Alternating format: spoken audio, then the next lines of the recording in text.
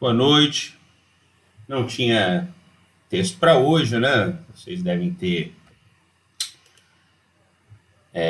se dedicado aí ao tempo de fazer a descrição do fundo Embrafilme. Todo mundo conseguiu ser bem sucedido aí na descrição do fundo.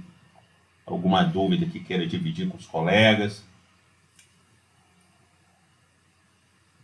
Vamos fazer o seguinte: a gente faz a aula, depois a gente abre lá para a gente ver as dúvidas, os preenchimentos, etc. Tá bom?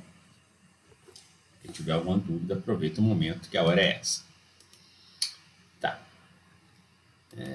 Hoje eu optei, então, um tema que a gente precisa estar aí debatendo e discutindo.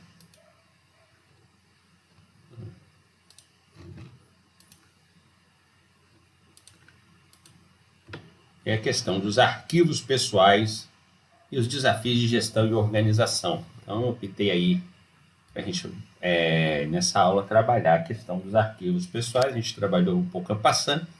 Hoje nós vamos dedicar uma aula, então, exclusiva para a questão dos arquivos pessoais, tá bom?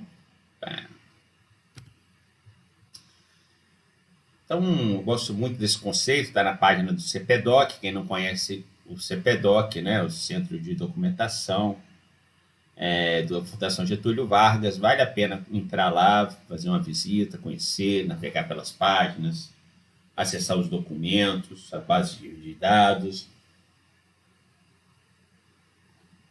No site deles, eles têm a seguinte definição: arquivos pessoais são conjuntos documentais de origem privada, acumulados por pessoas físicas e que se relacionam de alguma forma às atividades desenvolvidas e aos interesses cultivados por essa pessoa ao longo de suas vidas, né?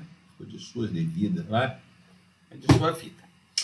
Essa acumulação resulta da seleção dos documentos a serem guardados entre todos os papéis manuseados cotidianamente e vai sendo feita ao longo do tempo.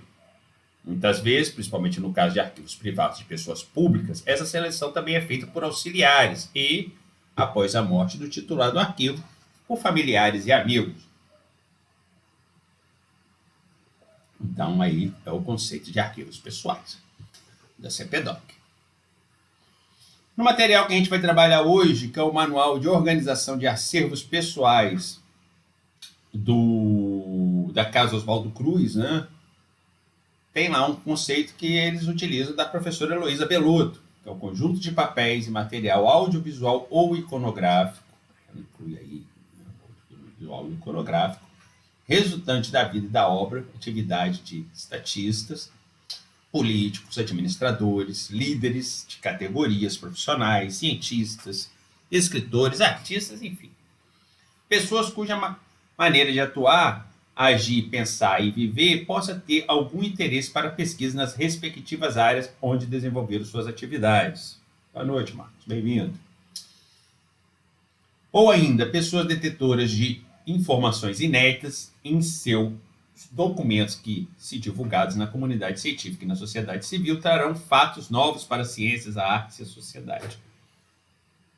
Observe que aí ela coloca a personalidade dessas pessoas que têm esses interesses a partir de serem notáveis na sua área, na sociedade, ou que o seu acervo traga alguma notariedade, né, de informação para a sociedade como um todo. A professora Ana Maria Camargo tem um texto excelente, vale a pena ler esse texto. A Luciana a gente tem trabalhado a questão dos arquivos pessoais, reli ele há pouco tempo, mas é fantástico.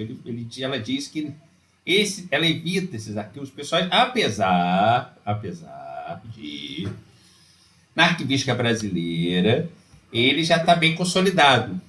Mas ela não gosta, ela diz que, examinando esse sentido da expressão arquivos pessoais, embora já admitido no seu uso da arquivística brasileira, o mais correto seria dizer arquivo de pessoas, daquela ou daquela pessoa tratada individualmente, ou de categoria ocupacionais, estatistas, de literatos, de cientistas.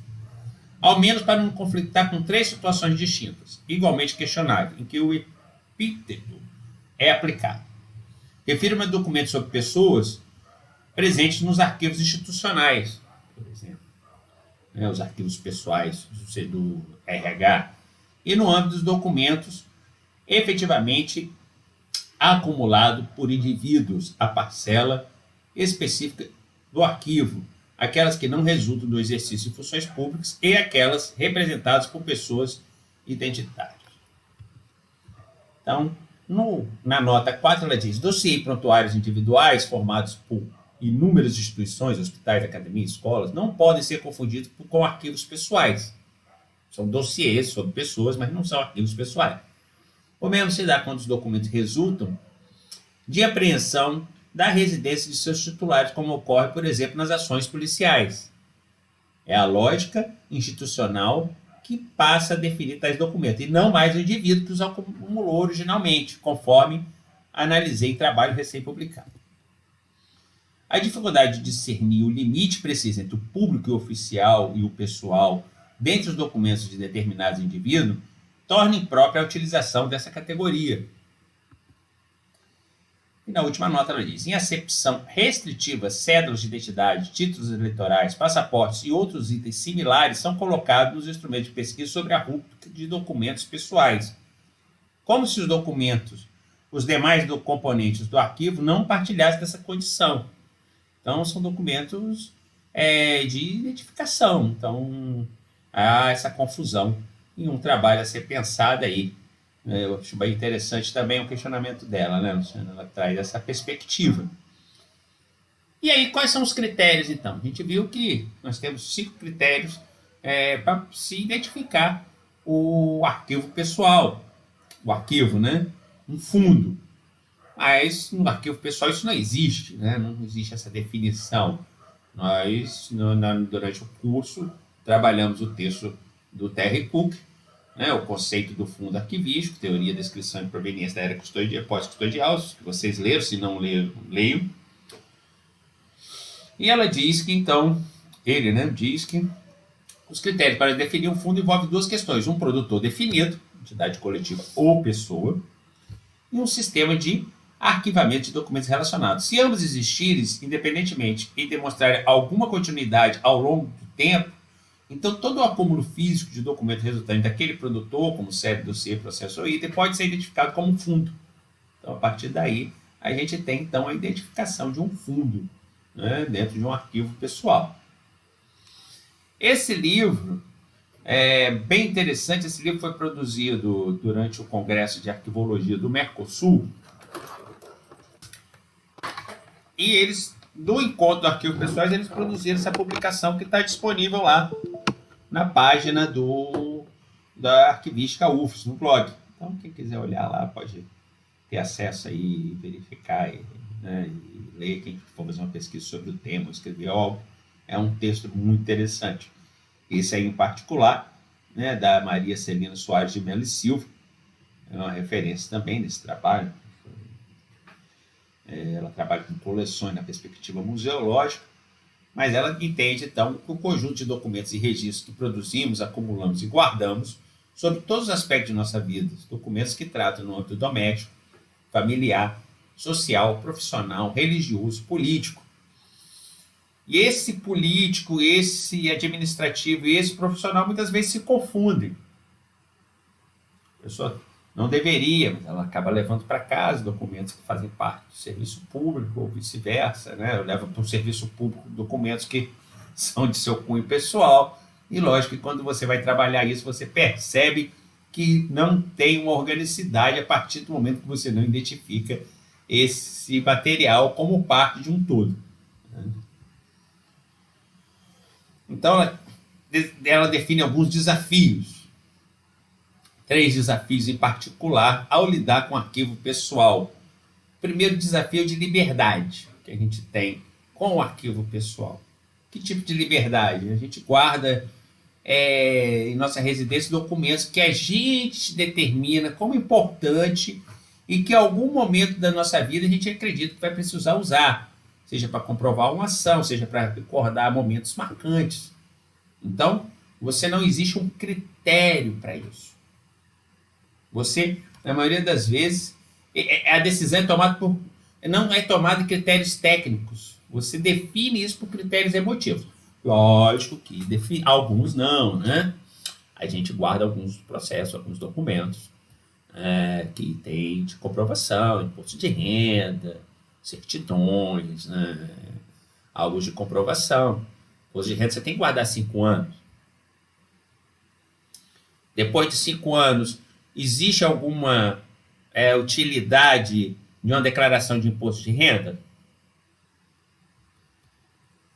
A lei determina, foi uma pergunta, tá? Vou aguardar a resposta de alguém. Você vislumbra alguma utilidade de uma declaração de imposto de renda depois de 5 anos?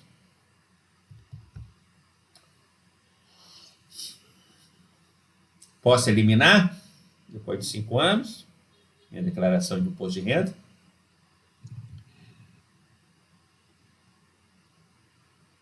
Alguém ensaiou uma resposta e desistiu? Fiz uma pergunta, gente. O que vocês acham? Nenhum exemplo. Imposto de renda, 1 ano. Eu posso eliminar depois de 5 anos? Ele teria uma utilidade, além de comprovação de que pagou imposto de renda? Eu acho que não tem tem utilização, mas, como o Marcos disse aí, não convém eliminar.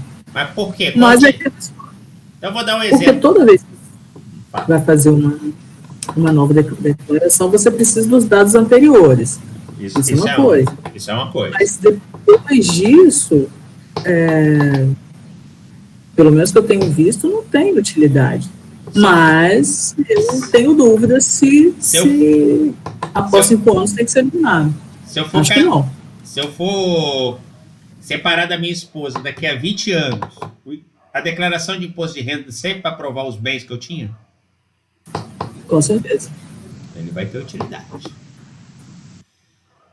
Certidão conta de telefone, de água, de luz. Depois de 1 ano, a lei diz que você pode eliminar, que a pessoa não pode cobrar. Tem utilidade? Tem. Tem utilidade. Por exemplo, se você comprovar que morava ali. Se você for fazer um projeto, eles vão te pedir de 5 anos atrás. E se você for lá, eles não têm isso na base de dados. Eles têm que pedir no microfilme que está em São Paulo. Você demora uns 3 meses para chegar. Então, se você for jogar fora, jogue fora e deixe um. Né?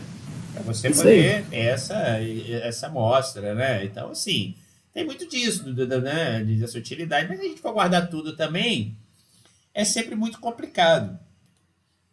Eu vou mostrar um artigo para vocês. Mas nesse caso, ele pode ficar digitalizado?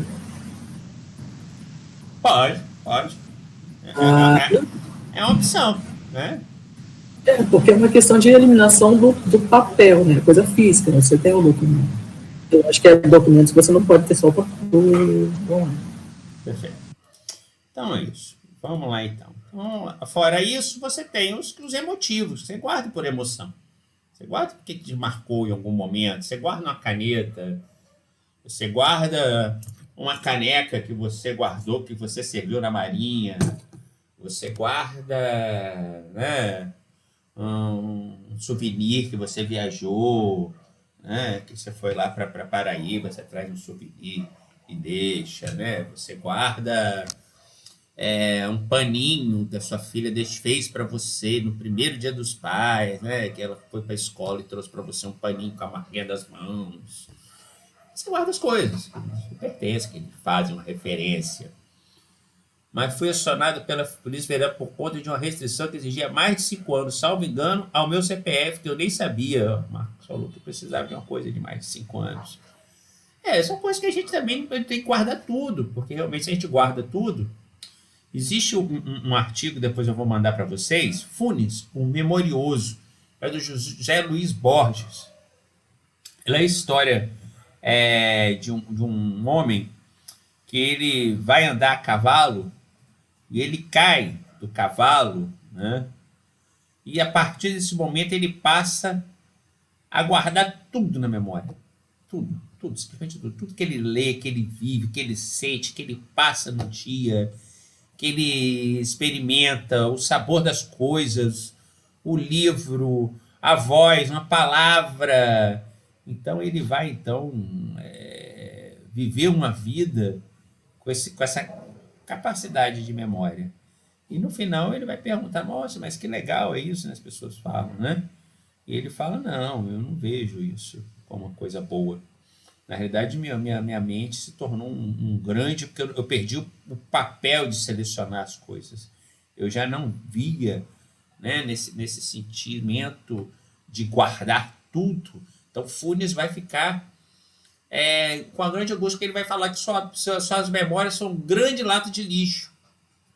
Ele guarda tudo, ele não tem mais a capacidade de seleção. Então a gente tem muito disso também, né? A seleção é importante a partir do momento que você identifica, você joga alguma coisa fora, não guarda, ou acha que não vai precisar mais. Só que nem sempre isso tem um critério. Isso fica muito a seu, né? Então, dentro dessas características do Arquivo Pessoal da Liberdade, nós temos 3 características que a autora aponta significativa para o arquivista. A liberdade de acumulação, então eu acumulo conforme a minha mente, conforme eu penso, conforme eu bem entendo. A liberdade de organização, eu guardo por tipo, eu guardo por pasta, eu jogo tudo numa pasta, né? Porque não temos que obedecer regra, não tem norma para você guardar suas coisas, né? Então, no âmbito doméstico, você tem essa liberdade de organização como você. E tem gente que é mais organizado, tem um tio que guarda por pasta, por ano, por tipo. Ele, para jogar as coisas fora, ele picotava, ele tinha tudo. Praticamente um arquivista nato, né? Mas nem sempre todas as pessoas, né, trabalham dessa mesma forma. E a liberdade de seleção, que é mais subjetiva ainda. Então, para que se estabeleça critérios claros e objetivos, que raramente ocorre no âmbito doméstico. Então, na hora que eu vou jogar fora, eu fico pensando, vai ser útil, não vai ser útil? Ah, me traz lembrança, mas não quero mais. Enfim, então você tem muito disso. Essa foto aí, por exemplo, é do Piaget. Quem não sabe o que é Piaget, ele é um cientista da área de educação, muito importante, né, na área da educação, da psicologia infantil. E essa é a biblioteca dele, é o escritório dele. Então imagina você, arquivista, organizando o acervo pessoal do Piaget. Então, isso aí é só para vocês refletirem, né? Na verdade, deve ser fantástico mergulhar nesse mar de conhecimento que é Piaget, né? Fogo nunca. Fogo a lei não permite, né? E de repente ele acha tudo. Ele acha tudo. De repente o papel do arquivista é mapear, identificar e fazer um quadro de arranjo que outra pessoa consiga achar também. Achava, né? Eu acho que não sei se ele está entre nós. Ele já morreu, Luciano? Dá uma conferida aí. Acho que já, né? Faz muitos anos que tem escrita dele. Jô Soares. Então tá, o segundo desafio é o da institucionalização. Os arquivos pessoais que chegam às instituições culturais no Brasil, em geral, são produzidos no século XIX e XX. Raramente, nunca ouvi falar de acervos pessoais anteriores a isso. O anterior a esse período são raros, pois a preservação de documentos por séculos dentro da família está reservada às mais tradicionais, pessoas que têm condições. Então, por exemplo, a família Kennedy, ela tem uma empresa contratada, né? Iron Mountain, que tem um cofre, transporte em caixa blindada, não sai para nada, né? Então, ou as pessoas importantes de destaque da sociedade, o Fernando Henrique, que monta o instituto para ele, né? Tem o Instituto Lula, tem o Instituto José Sarney, enfim, pessoas que têm condições de contratar uma equipe para fazer isso. Mas fora isso, raramente isso acontece. Deixa eu abrir aqui um negócio para vocês verem aqui. Um case bem interessante. Você tem casos, por exemplo, que a gente... deixa eu achar aqui.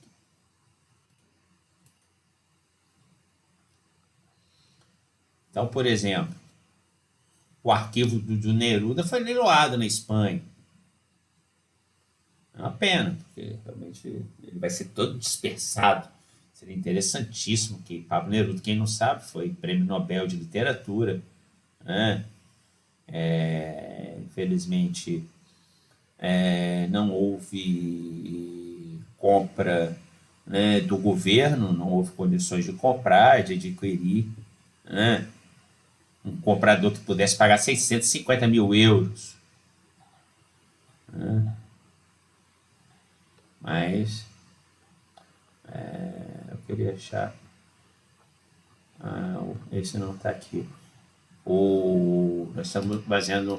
A Luciana está fazendo um estudo sobre um acervo do Milton Henrique. Ele foi um artista capixaba, né? Que também muito importante, uma referência. O acervo foi doado. Agora, esse acervo nunca chega inteiro, né, gente? Ninguém recebe, ninguém guarda tudo. Às vezes até antes de enviar já faz uma seleção, né? Mas, enfim, o que é institucionalização? É quando esse acervo adentra a uma instituição de memória, seja um museu, seja um arquivo, seja construído uma casa, né? Igual você tem a Casa Rui, você tem a casa aqui do Homero Macena, que é um artista, né, que morou na Prainha, agora estão reformando, a casa dele virou um museu, então o acervo dele vai ser, ele está institucionalizado, né? E aí nós temos um problema maior nessa questão, que são as questões dos arquivos pessoais na era digital, que nascem digitalmente. Então as pessoas hoje não guardam álbuns de fotografia. O que elas guardam? Elas montam lá uma pasta no Google Fotos, ela bota uma pasta no Facebook, ela gera e-mails, né? Não escreve mais cartas. A gente tem um desafio, sim, a ser pensado nesse sentido, na questão institucional. Então, a página do governador Casagrande no Facebook, como governador, pertence a ele ou pertence ao governo do Estado? Uma pergunta. O Instagram do governador Casagrande pertence ao governo? Pertence a ele, o professor Oscar pertence a ele, só que na atividade de governador. Então, não pertence ao Estado. Imagino. É uma coisa a ser discutida, né, Ana? Porque ele entra com o e-mail dele.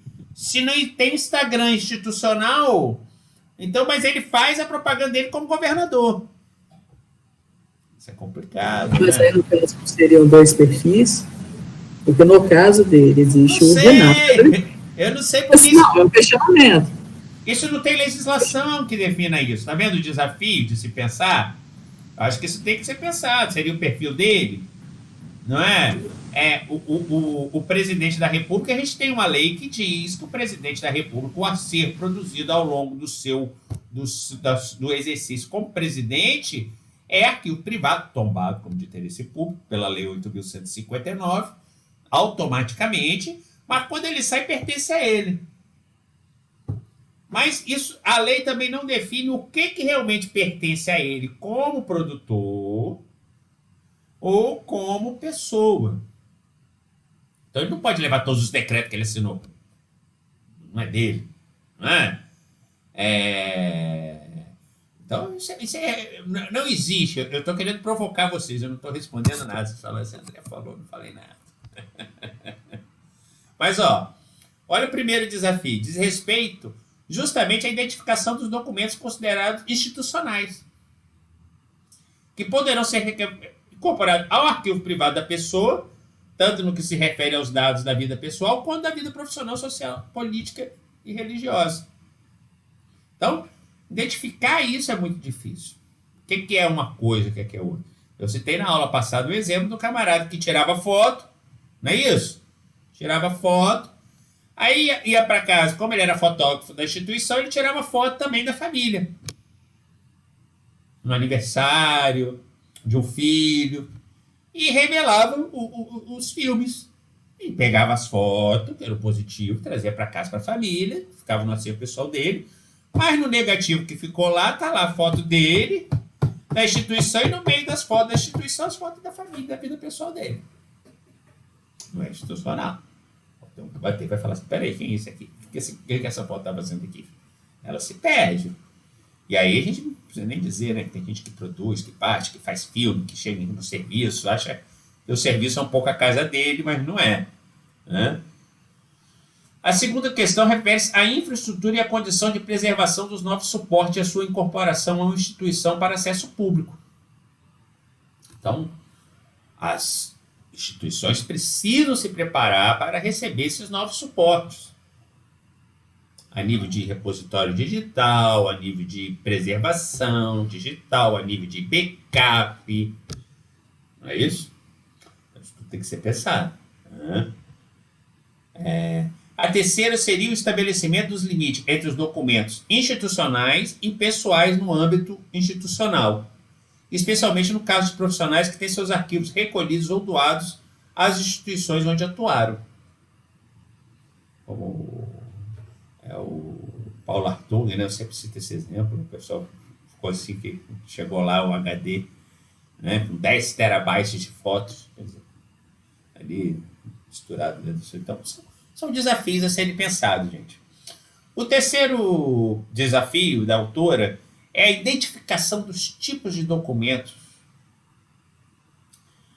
A experiência do museu, ela cita a experiência do museu, além dos tradicionais documentos textuais e iconográficos impressos em papel, fotografias e textos em meio digital, começam a ser doados em diferentes mídias. Então, a gente tem um desafio muito grande a ser pensado aí nessa questão.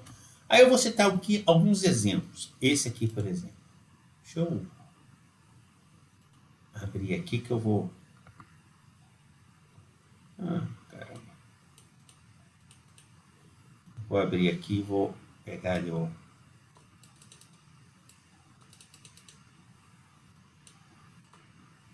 peraí, gente.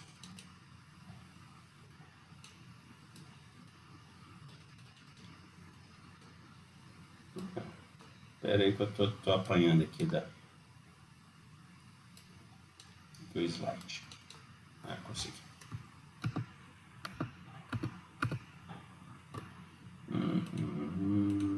Só um minutinho. Então, a questão da tipologia documental. Olha, a gente tem um desafio, né? Então, dentro da página do Fernando Henrique, você tem lá um glossário dos termos. Aqui, ó. Salva a vida, né? Que são coisas... algumas são porno, acordo, são as espécies documentais definidas, né? E foi encontrada no acervo. Né? Então... Isso você tem que fazer, você tem que dar nome aos bois, né? Você tem que identificar. Vou em fotografia, que eu fico sempre curioso o que eles identificam como fotografia. A carta vem aqui com a... carta de aceitação, carta de admissão, carta de advertência, carta de apoio. É uma questão muito para ser pensada igual o e-mail. O e-mail é tudo igual? O e-mail tem a mesma função? Tem e-mail para várias coisas. E-mail é só uma forma de transmissão. Como foi o fax um dia, como foi o telex, como foi... Né? Então, o e-mail ele tem funções distintas, das mais diversas. Né? Desde de relacionamentos pessoais até institucional. Né? Então, bem bacana isso também. Né? Onde é a fotografia? Vamos ver o que eles fizeram com fotografia. Foto. Usar foto. Imagem obtida por processo de reprodução analógico ou digital. Configura técnica de registro e não espécie documental. Já descartou isso, entendeu? Técnica de registro. Então, não é uma espécie. Mas bota lá fotografia de identidade, fotografia oficial, enfim. É um outro desafio também a ser pensado também. Uma outra coisa que eu queria mostrar para vocês,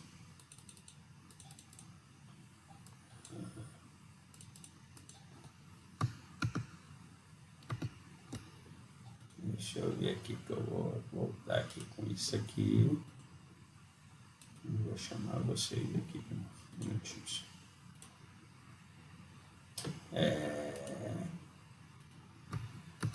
Tem um tesouro. Não fiz isso. Tesaurumuseus.com. Eu bati aqui.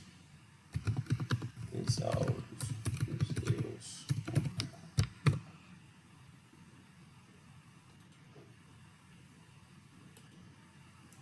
Tesauro. Não é tesauros. Museu. Museus.com. Oi, gente. tesaurumuseus.com.br.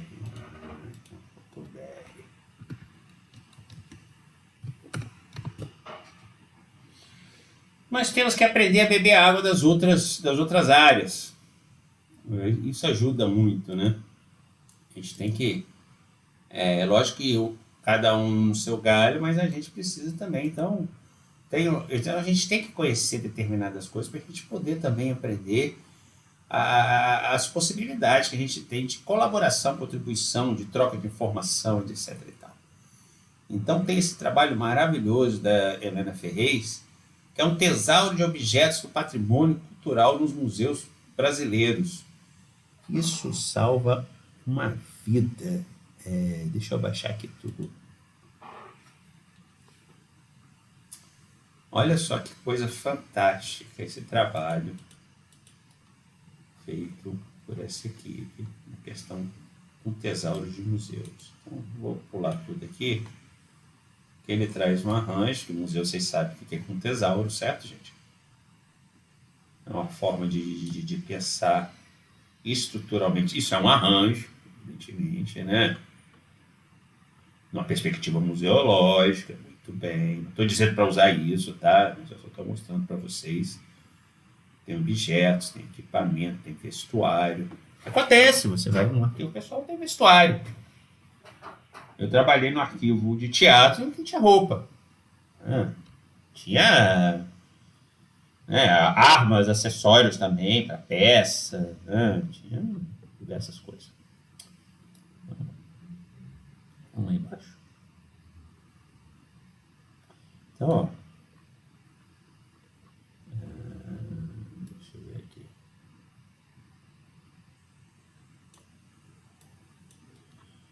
Então, ó, tem a definição do utensílio, ó, né, de tudo quanto é jeito.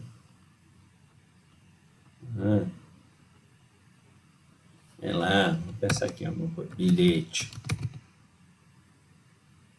Tem bilhete de aposta, tem bilhete de loteria, tem bilhete de rifa, tem bilhete de passagem. Esses nomes você vai ter que dar, você vai ter que buscar, você vai ter que definir no seu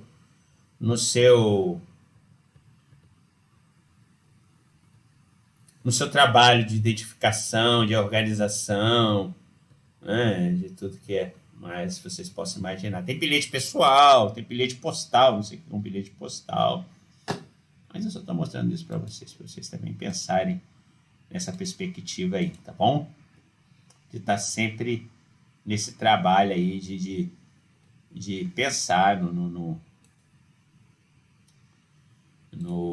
na perspectiva de... Então você tem o tesouro museológico que salva a vida. E você tem esse material aí que eu disponibilizei para vocês. Esse material, ele é excelente, ele é uma referência na perspectiva de que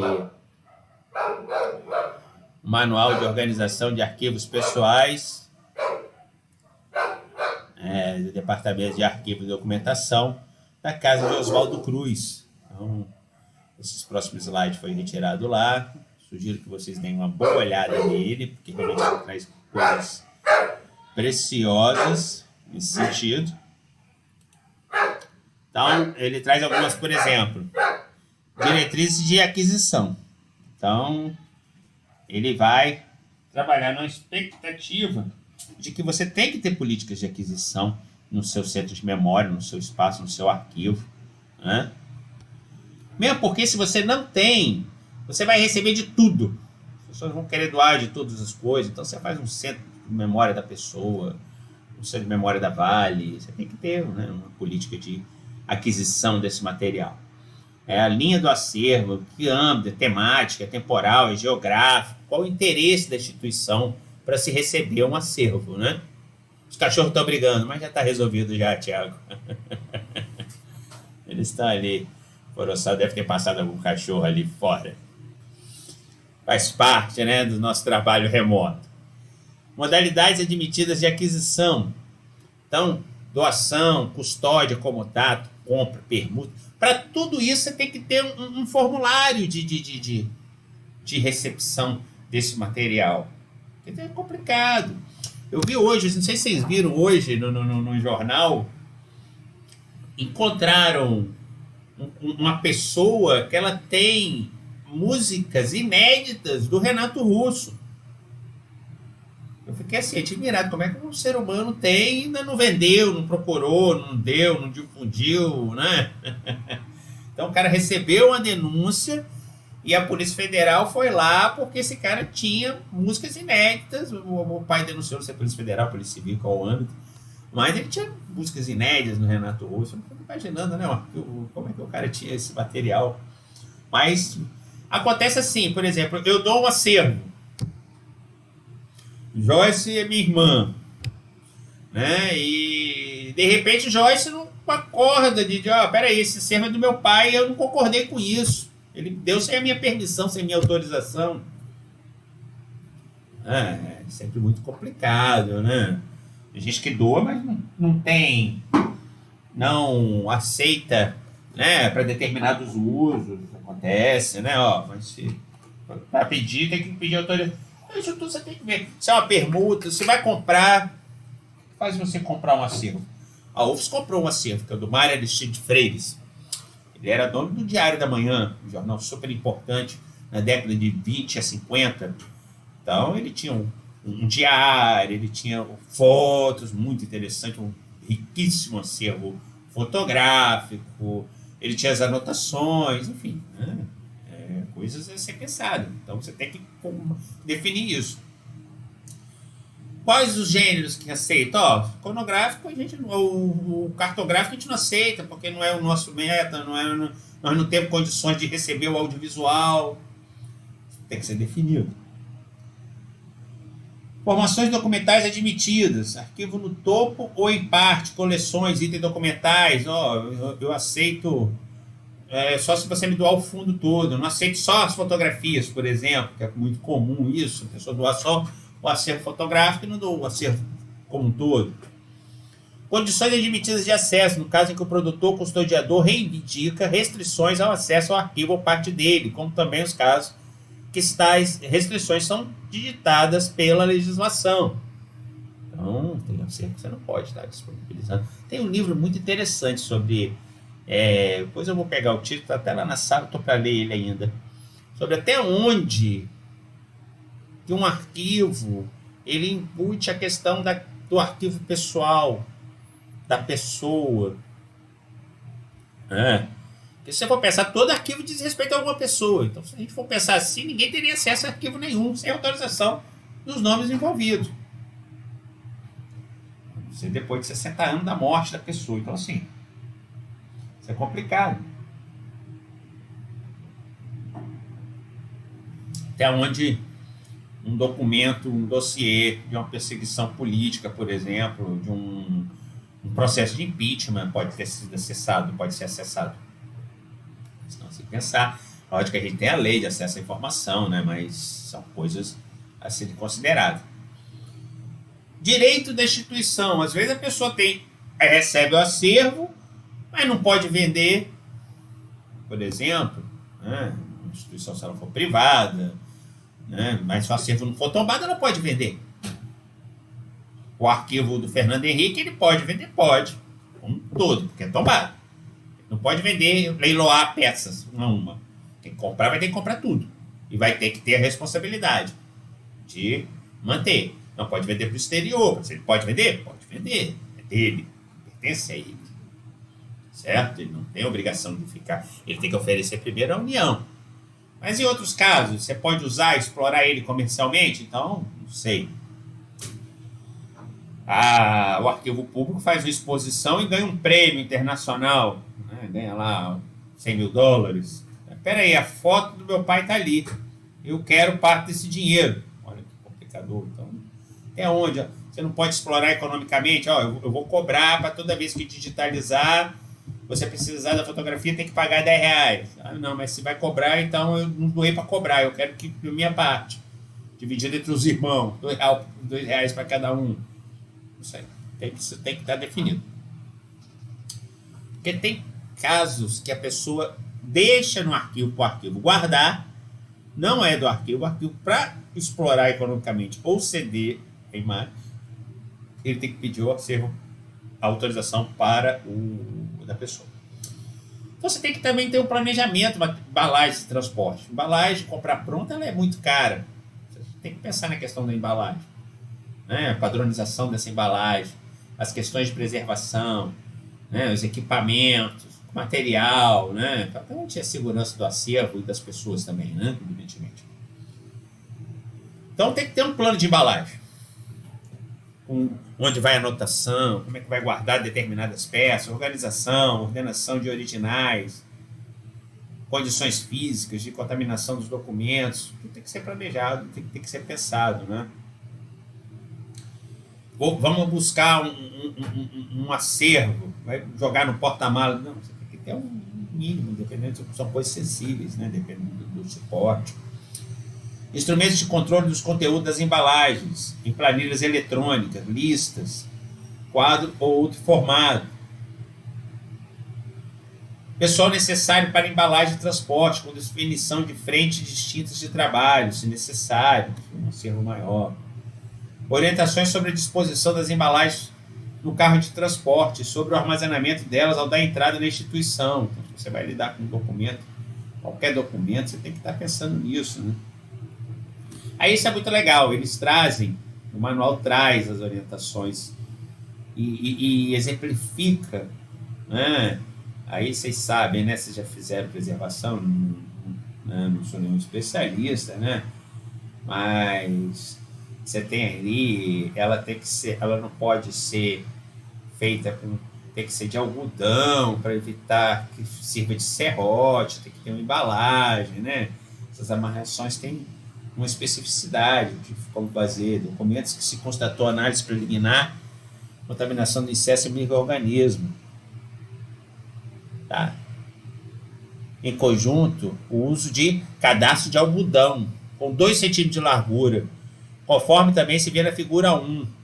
Elásticos e barbantes são terminantemente proibidos. Elástico derrete, quem bota aqueles elásticos, esses elásticos que a gente conhece assim, ó, isso com o tempo derrete, ó, já está agarrado, ó, ele vira uma cola, então você não pode, fora que serra o documento, então você tem que avisar isso, você tem que deixar isso escrito em algum lugar, essas orientações. Alguém deve estar passando na rua, tá, e aí, separa esse acervo, qual acervo, Luciana? Esse?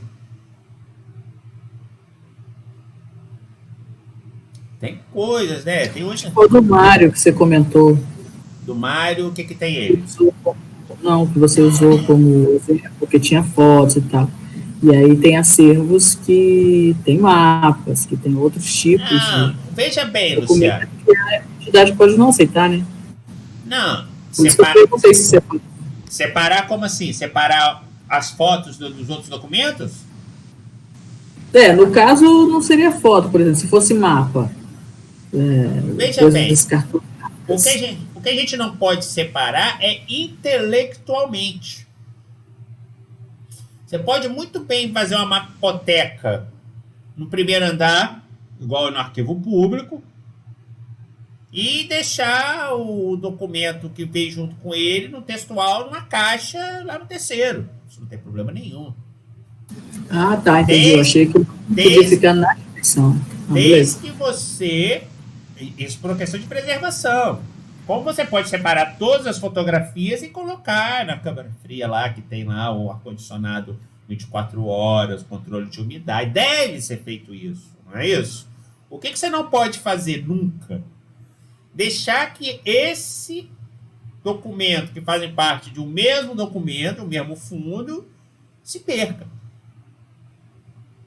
Então, em que sentido? Você recebe um dossiê. Aí no dossiê tem fotografia, tem mapa, tem audiovisual, tem gravação. Dossiê, por exemplo, dossiê das paneleiras. Imagina.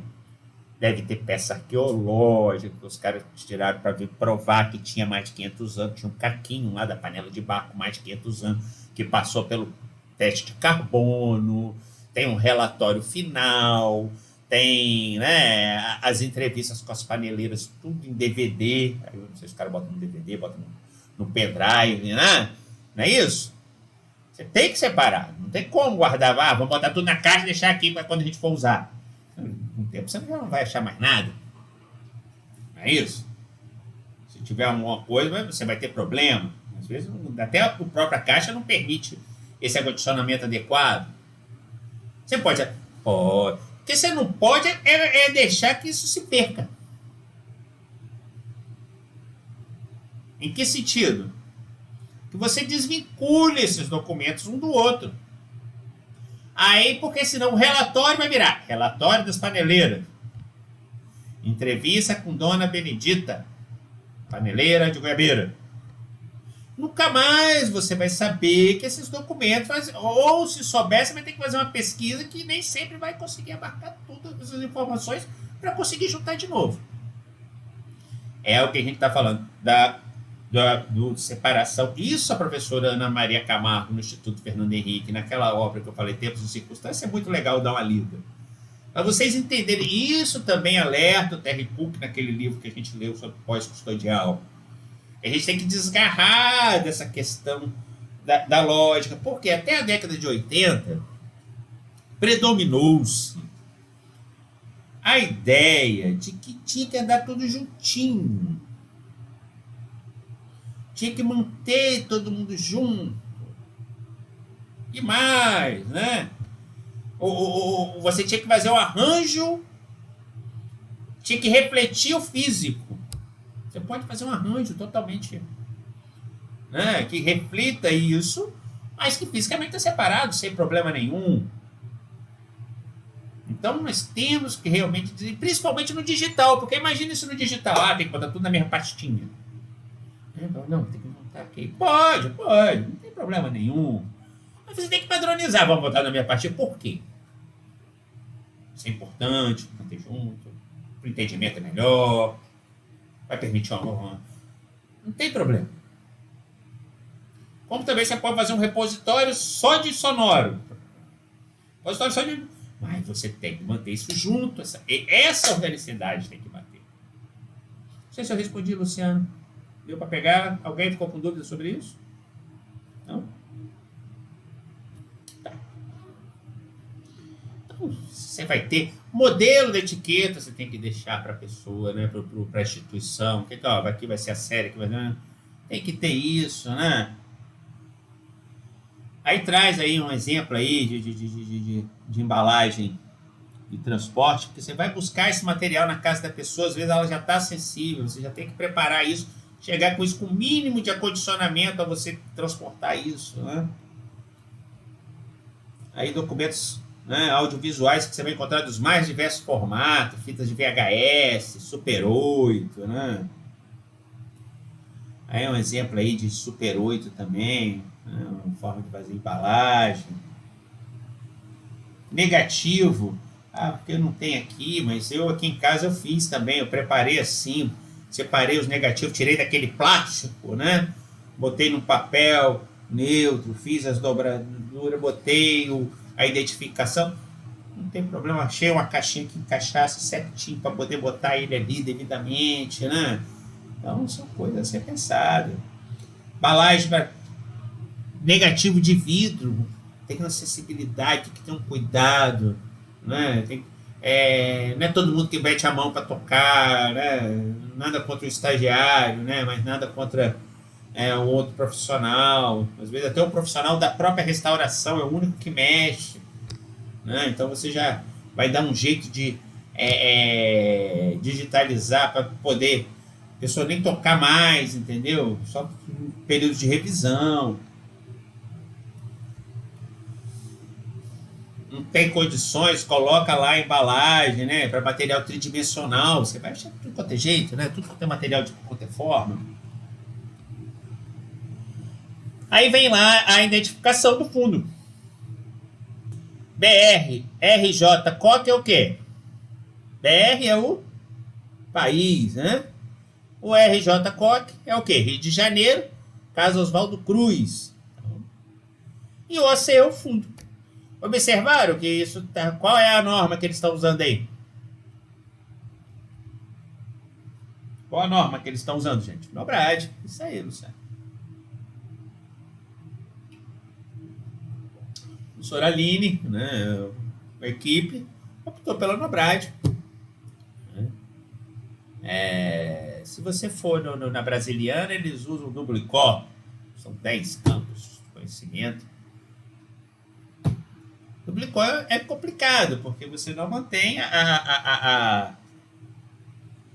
o acervo, né? Processo. A recuperação da informação é temático. Não seja também problema, né? Pela instituição. A gente citou o exemplo da Embrafilme. O acervo da Embrafilme se perdeu dentro da Funarte.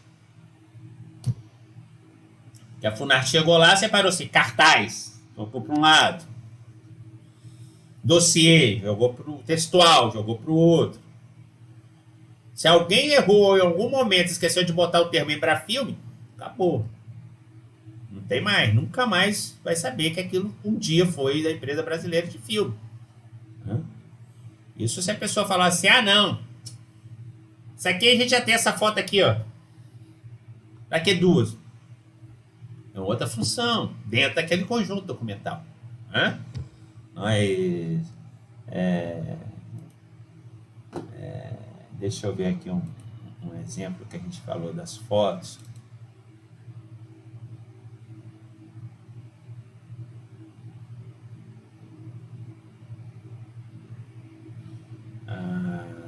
Deixa eu ver aqui onde que eu botei isso. Só um minutinho, né?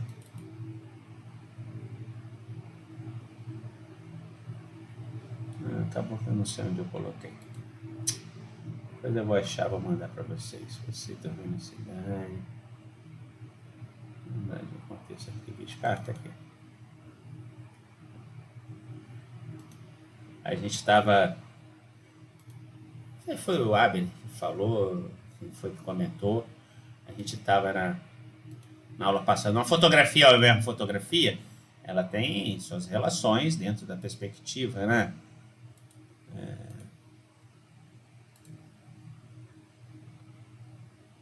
Apresentação.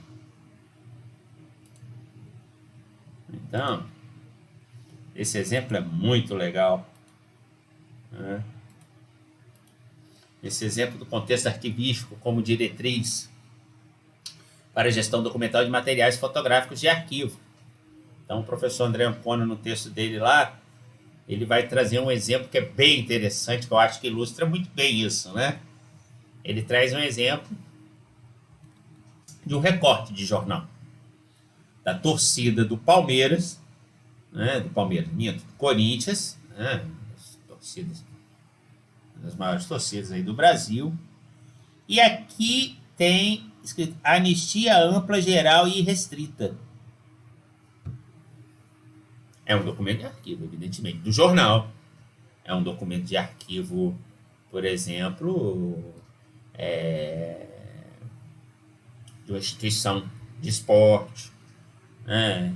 Como é também do senhor Emiliano de Andrade. O senhor Emiliano de Andrade guardou essa foto, esse recorte de jornal, porque ele é corintiano e também militante, né, contra o regime militar. Né, ele era contra, né, militante no sentido de ser contra. Né, assim. Então, Estava junto com seus documentos. Uma caixinha com documento de identidade, e ele estava lá, carnê, né, carta de motorista, enfim, fotografia da esposa, dos netos e esse recorte de jornal. Você tem duas formas. Uma não arquivística, que é a base da informação, ela é informação primária veiculada, mas a arquivística dá um contexto documental da produção desse documento. Ah, mas não foi ele que produziu, mas foi ele que acumulou. Sendo que o arquivo é quem dá, quem produz e quem recebe. Então, o ênfase no não arquivística está na imagem. No arquivística está na função que esse recorde de jornal tem na vida do senhor Emiliano. Então, enquanto uma prisma pela informação, outra prisma pelo documento. Enquanto a outra olha o periódico e o fotógrafo, a outra, arquivisticamente, pensa no titular. Enquanto a outra olha por assuntos, o assunto não é relevante dentro da perspectiva arquivista. A função do documento, né, com um olhar não arquivístico dentro do, ela não é identificada. Para que ele tinha aquele recorde de jornal ali? Na arquivística, a militância política.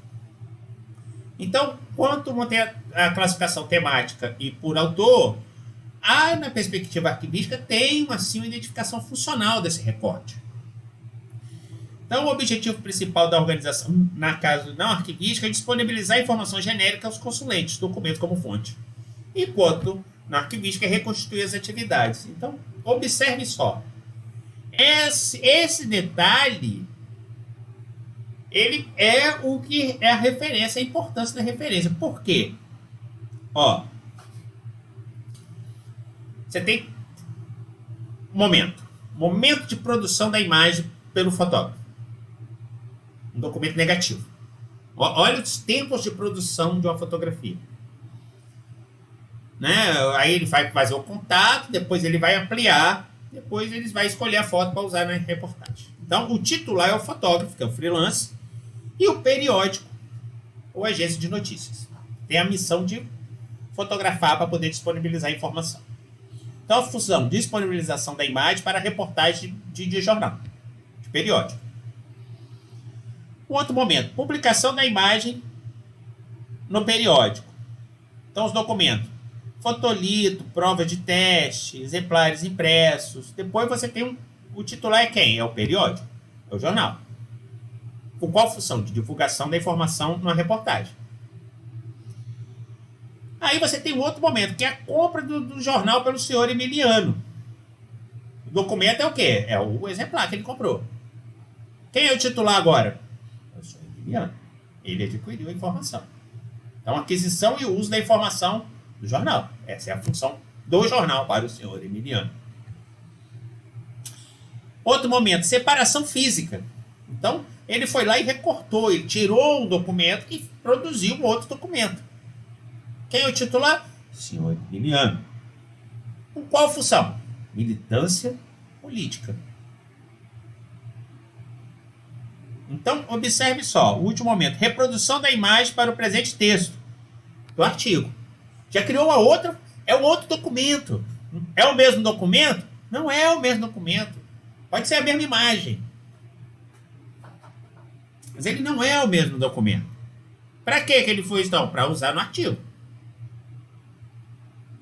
Quem é o titular? O autor do texto.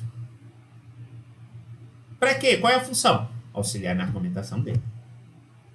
Vocês estão observando como é que um documento... isso é um recorde de jornal. Eu, por exemplo, eu fiz um trabalho com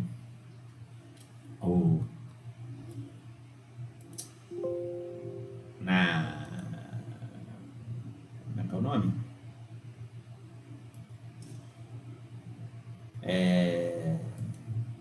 Teatro da Barra.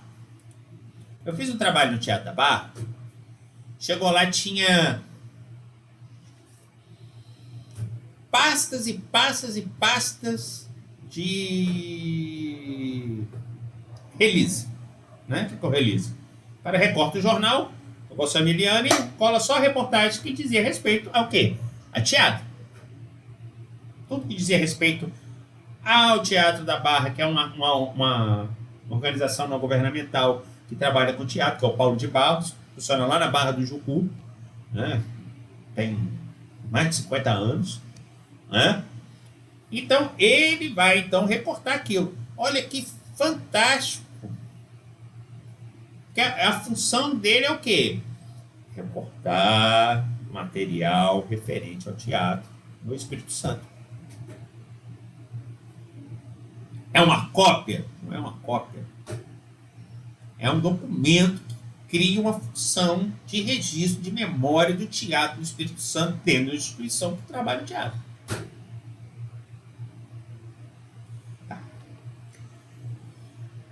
Olha a codificação do item. BR aqui, todos vão comer, todos os documentos da Casa Oswaldo Cruz, todos, sem exceção, vão começar com esse mesmo BR, RJ cópia. Ou vai estar na jaqueta impressa, ou vai estar produzido no material. HL é o quê? Qual é a primeira coisa que vem depois da instituição, gente? É o fundo, né? É o fundo. Lá eles dividem por grupo. Ah, você não falou em grupo. Mas é uma opção. Eles têm grupo e subgrupo. Esse arranjo quem dá é a instituição. Isso não tem nada de errado. Identificador de dossiê. Fotografia é um dossiê. Identificação do item. Ah, mas 06 dossiê, você pode pegar dossiê 01, tal, 02, pode botar número, isso não tem problema nenhum. Isso é muito legal. Deixa eu pegar, só um minutinho. Eu vou pegar um material aqui, só um minuto.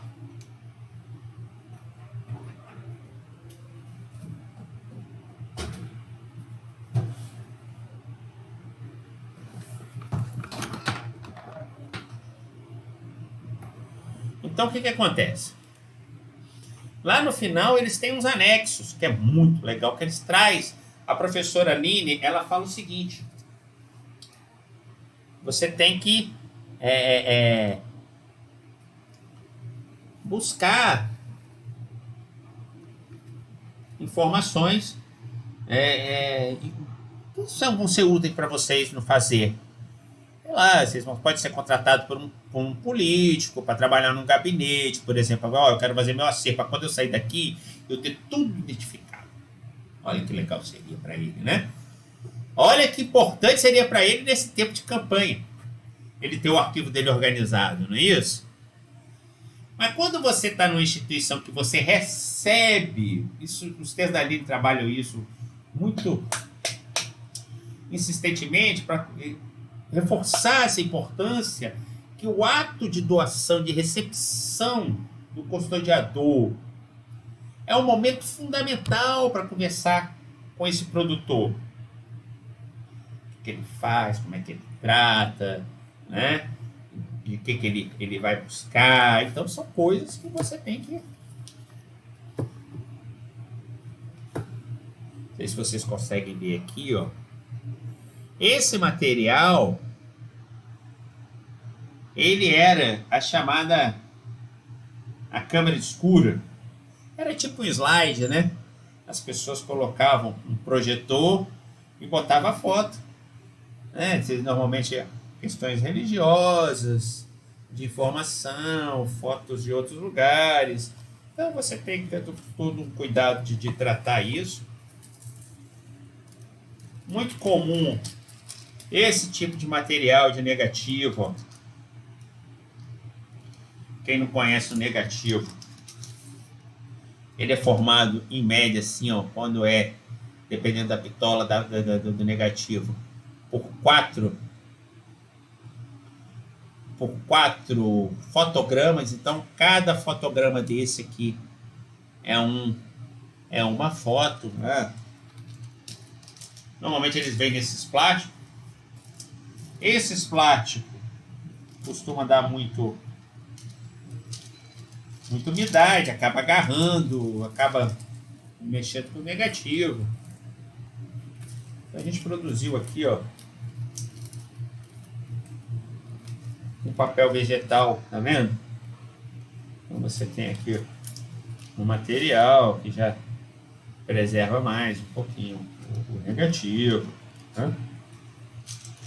Eu nem vi esse negativo, tem que digitalizar ele. Mas você tem coisas assim. Deixa eu achar aqui outra coisa. Espera aí, só um minutinho. Aqui é um papel, uma gramatura maior, né? É um poliéster. Então você faz um encapsulamento para poder botar a fotografia poder ficar, né? Aqui atrás você tem um durex. Aqui quem fez para mim foi Giovanni Favoreto. Ela fez esse material. Ela fez um durex. Então, esse durex é com cola à base de água. Você vê que ele não tem aquela cola, né, que é amarela. Então ele já é um durex já específico para isso. Ele tem todo esse cuidado, né, de ter esse material. Mas como você tem, né, o cara fez aqui um plástico. E nós fizemos, esse aqui nós fizemos parecido na Fórmula A, cortamos o papel. Tem umas embalagens plásticas que a gente foi lá no Ceasa, né, que vende ali. A gente já comprou os materiais dos plásticos prontos. Fomos na gráfica, compramos esses papéis em A0, medimos as fotografias, contabilizamos ela e falamos, ó, tantos desse tamanho. Depois fomos só empacotando e colocando. É uma opção, para não ter que montar uma por uma. Não sei. Institucionalmente, assim eu acho um pouco mais bonito, né? Porque não amarrado no plástico, né? É uma opção também. A gente ia trabalhar com esse material em sala de aula. Felizmente a gente não foi possível aí fazer essa participação, mas aqui também é um material fotográfico. O pessoal lá do Chile. Tem uns cartonatos assim também. Umas coisas bem interessantes também. Eu tentei que trabalhar isso ainda melhor, tá? Mas você tem... você ganha 12 poses, ó. Filme 35mm. Isso também é uma raridade. Você tem disquete. Você tem CD, né? A gente já não tem mais onde abrir. Enfim. São coisas que o tempo todo você vai estar se preparando e você tem que pensar no acondicionamento, na questão de estar preservando isso. E é hora também de fazer esse roteiro. Então ela tem um roteiro lá para fotografia, para perguntar. Às vezes você não vai ter outra chance para poder fazer esse questionamento. Então ela tem um roteirinho de perguntas que é muito legal, que vale a pena vocês acessarem e pensarem nisso. Traz modelos de doação. Isso salva uma vida também. É lógico que a gente hoje com a internet a gente sai procurando, etc e tal, né? Enfim. Então, gente, a gente chegando aqui no nosso final da nossa aula, pensando sobre isso, né, nessa reflexão, nesse sentido, eu preparei uma atividade para vocês.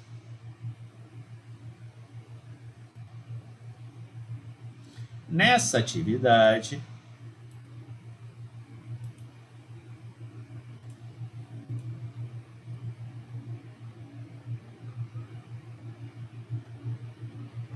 não vale usar esses que já estão aqui.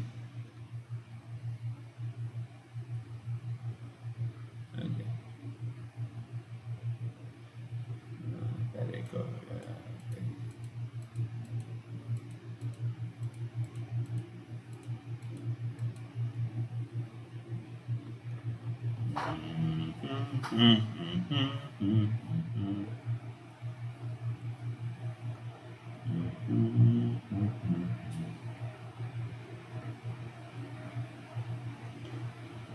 Esse aqui não vale usar.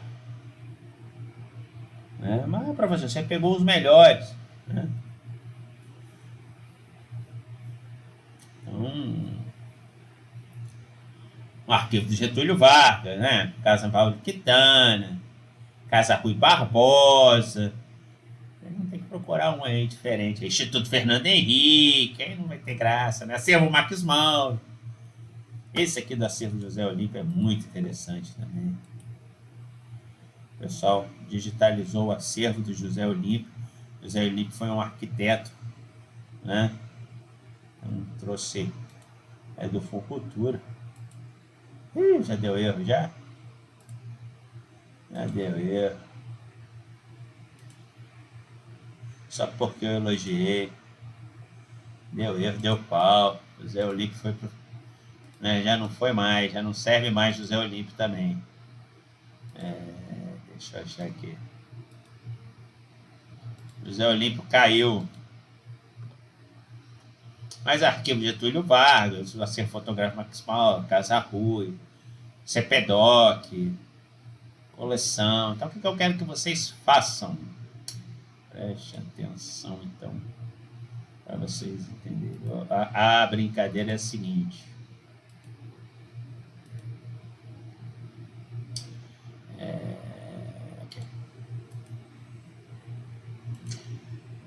Primeira coisa que vocês vão fazer hoje, para mim, por favor. Vão entrar lá.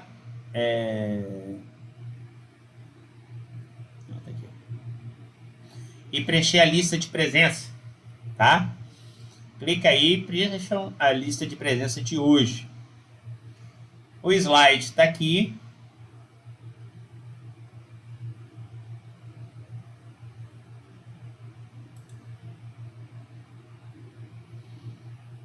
Não, tem 28 de setembro. Pera aí, gente. Eu tô falando aí, eu botei os negócios aqui. Os slides estão aqui. Essa publicação que eu citei para vocês também. A da Casa Oswaldo Cruz está disponível lá no blog. Depois eu boto aqui também. Tá? A lista de presença vocês preencham, por favor. Usei aqui sobre o projeto Patrimônio Fotográfico Marques Mauro.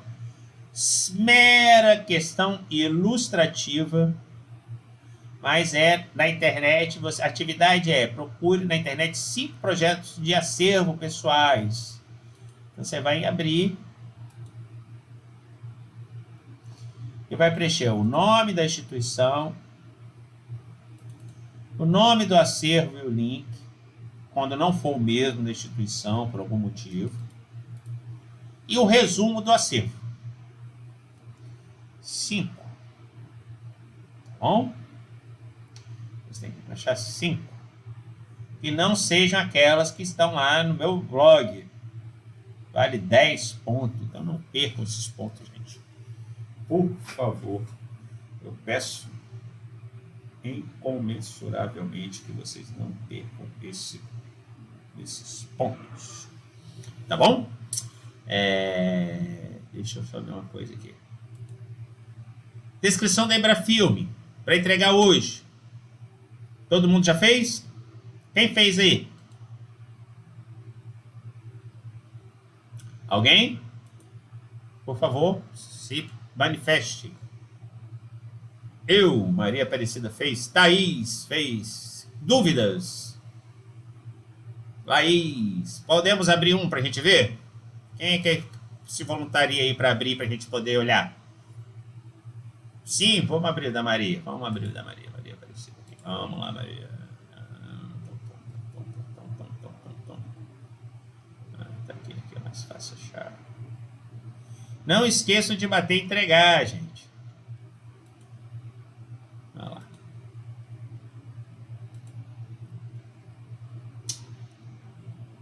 Eu não estou vendo a tela de comentários. Se alguém tiver algum comentário, por favor. Aqui, ó. Maria usou. Ponto. Não é isso, Maria? Perfeito. Legal. Embrafilme. O nome da empresa é Embrafilme? Sim ou não? Alguém fala aí. Como é que é o nome da empresa? Vamos ver se a gente bater lá. Embrafilme. Ó, Embrafilme. Tem que fazer uma pesquisa, gente. Não é Embrafilme.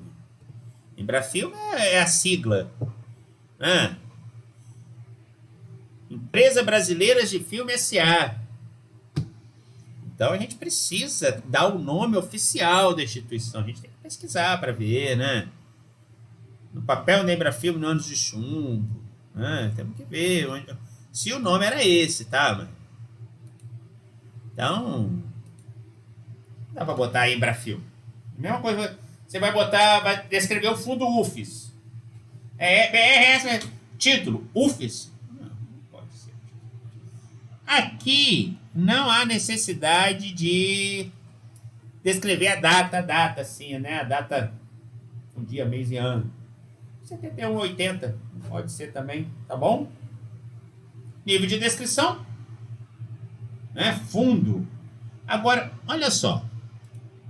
Vamos olhar aqui uma outra coisa aqui no gráfico. Espera aí.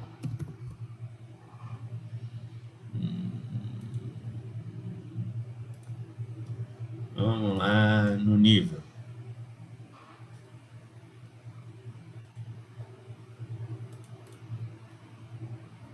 Olha que deu uma agarrada aqui, gente. Deixa eu começar a fechar algumas coisas aqui. Meu computador é muito sentimental.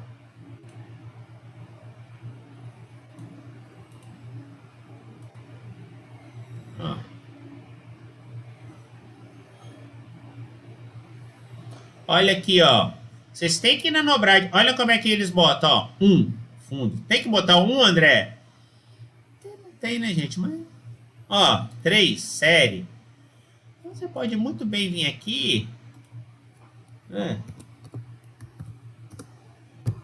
Fundo.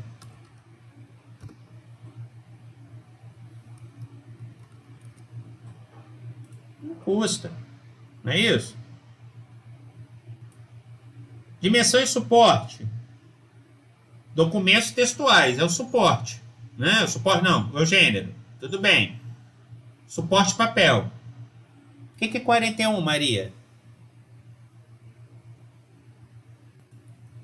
O que é esse 41?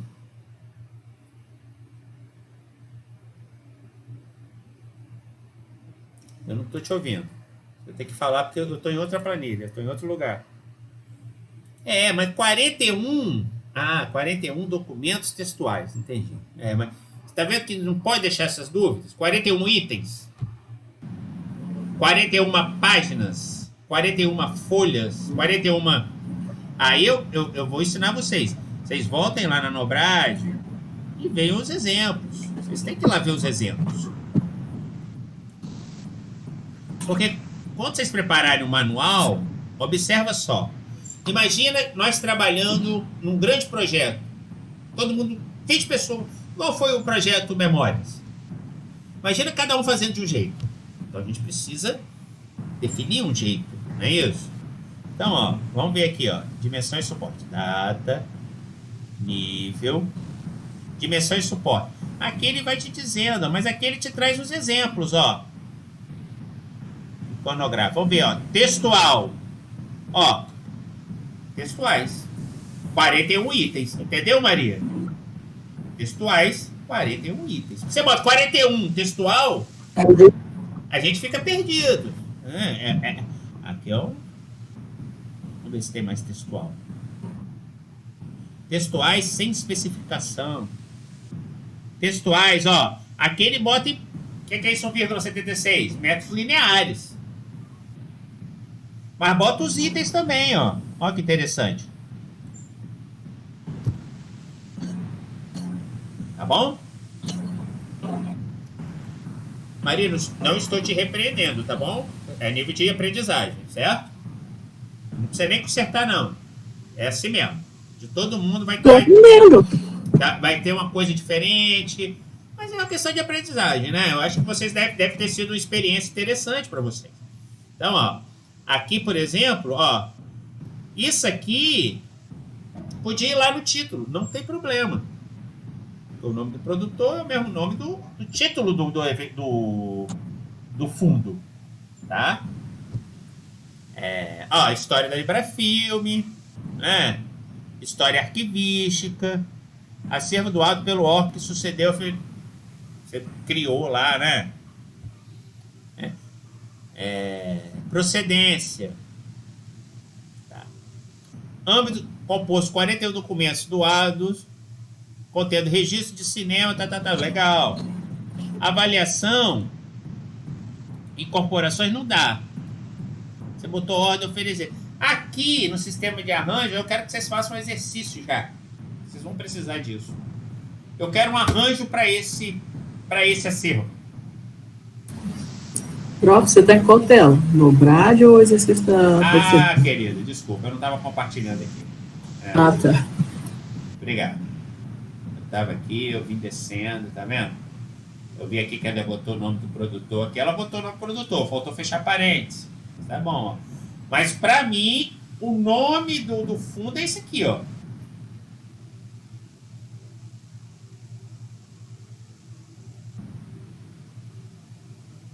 Bota sigla, não bota sigla? São decisões que têm que ser tomadas, tá?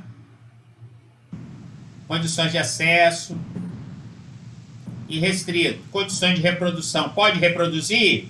Olha lá no Nobrad como é que eles escrevem. Dá uma olhada em outro fundo. Idioma. Qual é o idioma, gente?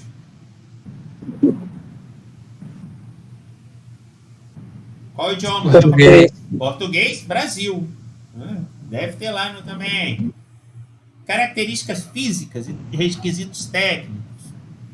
Instrumento de pesquisa. Tem, né? Vocês vão preparar ainda. Existência, localização. Existência de cópia, botou cine e memória, porque tem lá. Botou aqui, ó. Isso aí, nota sobre publicação. Se tem alguma produção. Com estados, notas gerais. Hã?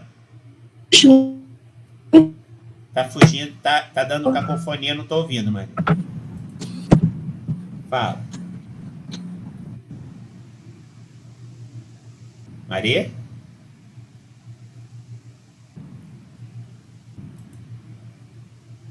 Tá. Aqui, Nobrad. É Nobrad, né, gente? Vai lá e copia a referência, né? Na ficha catalográfica e bota aqui. Não tem problema, não. Tá?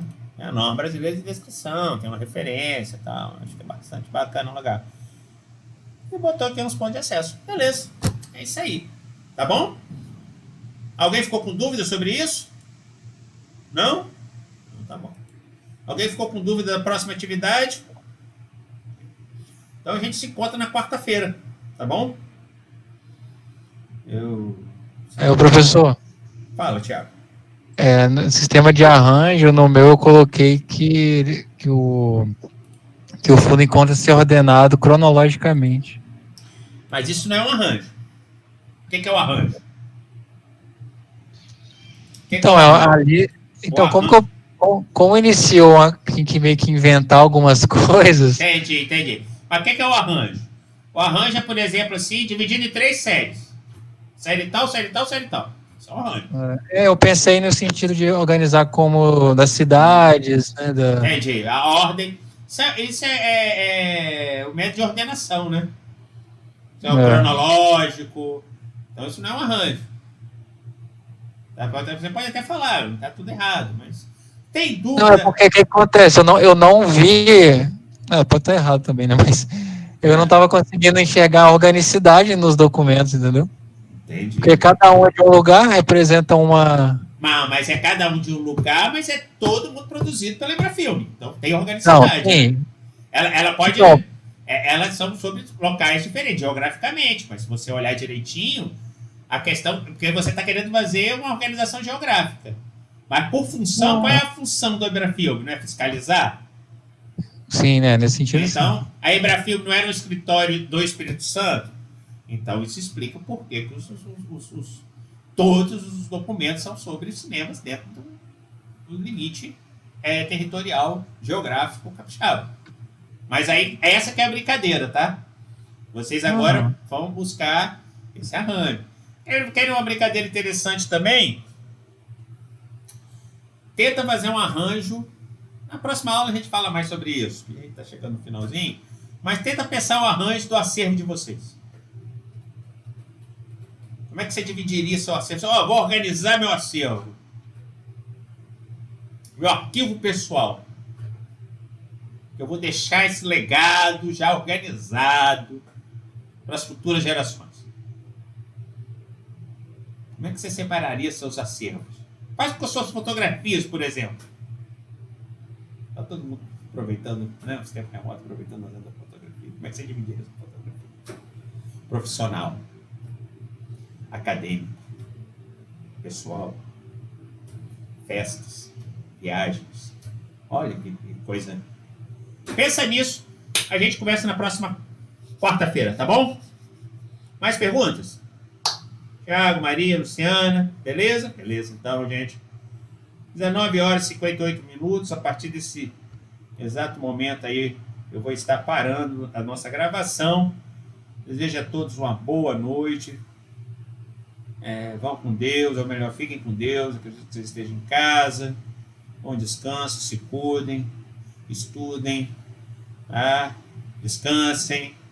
Uma excelente semana para todos nós. E voltamos a nos falarmos na quarta-feira, combinado?